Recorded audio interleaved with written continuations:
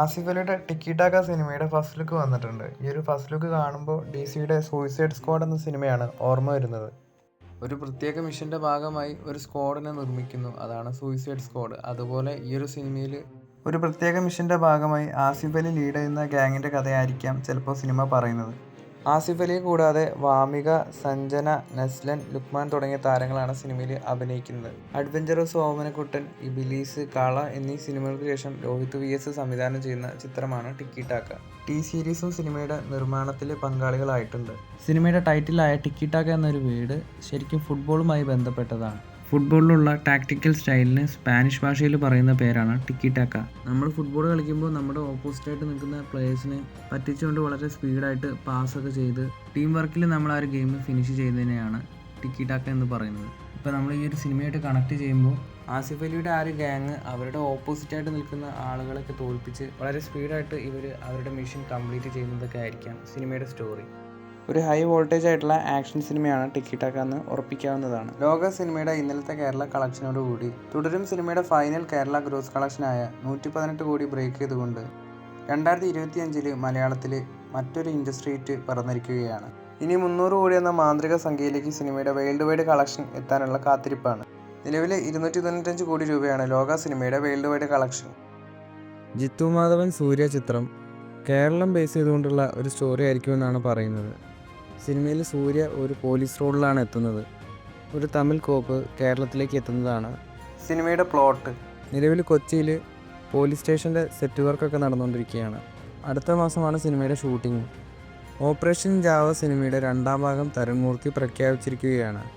സിനിമയിൽ മെയിൻ ലീഡായിട്ട് എത്താൻ പോകുന്നത് പൃഥ്വിരാജാണ്. ഓപ്പറേഷൻ ജാവ സിനിമയിലുണ്ടായിരുന്ന പ്രധാനപ്പെട്ട താരങ്ങളൊക്കെ ഈ ഒരു സിനിമയിലും ഉണ്ട്. നിവിൻ പോളിയുടെ ഫാർമർ വെബ് സീരീസ് വരുന്ന റിപ്പോർട്ടുകൾ പ്രകാരം നവംബർ 24 റിലീസ് ചെയ്യുമെന്നാണ് അറിയാൻ സാധിക്കുന്നത്. ജിയോ ഹോട്ട്സ്റ്റാറിലൂടെയാണ് ഈ ഒരു വെബ് സീരീസ് പുറത്തു വരാൻ പോകുന്നത്. പൃഥ്വിരാജിനെ നായകനാക്കി ഷമീർ മുഹമ്മദ് തൻ്റെ ആദ്യ സിനിമ സംവിധാനം ചെയ്യാൻ ഒരുങ്ങുകയാണ്.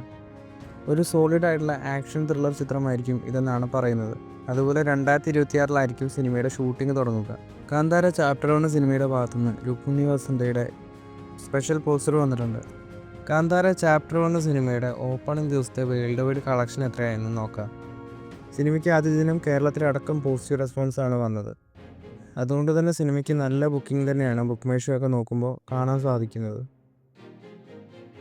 ഓപ്പണിംഗ് ദിവസം കർണാടകയിൽ സിനിമ 22 കോടിയും ആന്ധ്ര തെലങ്കാന സ്റ്റേറ്റുകളിൽ നിന്നും 13 കോടി 75 ലക്ഷവും തമിഴ്നാട്ടിൽ 6 കോടി 25 ലക്ഷവും കേരളത്തിൽ 6 കോടി 6 ലക്ഷവും നോർത്ത് ഇന്ത്യയിൽ 21 കോടി 50 ലക്ഷവും ഓവർസീസിൽ 13 കോടി 50 ലക്ഷവും. അങ്ങനെ സിനിമയുടെ ഓപ്പണിംഗ് ദിവസത്തെ total world wide gross collection 81 കോടി 5 ലക്ഷമാണ്. കാന്താര ചാപ്റ്റർ 1 സിനിമയുടെ 2 ദിവസത്തെ കേരള കളക്ഷൻ 10 കോടി 50 ലക്ഷത്തിലേക്ക് എത്തിയിട്ടുണ്ട്.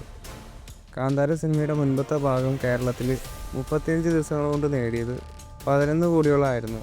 ഇപ്പോൾ 3 ദിവസം കൊണ്ട് കാന്താര സിനിമയുടെ പുതിയ ഭാഗം ആ ഒരു കളക്ഷൻ ബ്രേക്ക് ചെയ്തിരിക്കുകയാണ്. നിറാഷ് സിനിമയുടെ കേരള കളക്ഷൻ 6 കോടിക്ക് അടുത്തുകൊണ്ടിരിക്കുകയാണ്. ഫിലിം ഫെസ്റ്റിവലുകളിൽ ഒരുപാട് അവാർഡുകൾ വാരിക്കൂട്ടിയ ഫെമിനിച്ചി ഫാത്തിമ എന്ന സിനിമ ഈ വരുന്ന ഒക്ടോബർ 10 തിയേറ്ററുകളിലേക്ക് എത്തുകയാണ്. ഡിക്വിൻ്റെ വേഫാറർ ഫിലിംസാണ് സിനിമ കേരളത്തിൽ ഡിസ്ട്രിബ്യൂട്ട് ചെയ്തിരിക്കുന്നത്. നിഖില വിമൽ മെയിൻ ലീഡായിട്ട് എത്തുന്ന പെണ്ണ് കേസ് എന്ന സിനിമയുടെ ഫസ്റ്റ് ലുക്ക് വന്നിട്ടുണ്ട്.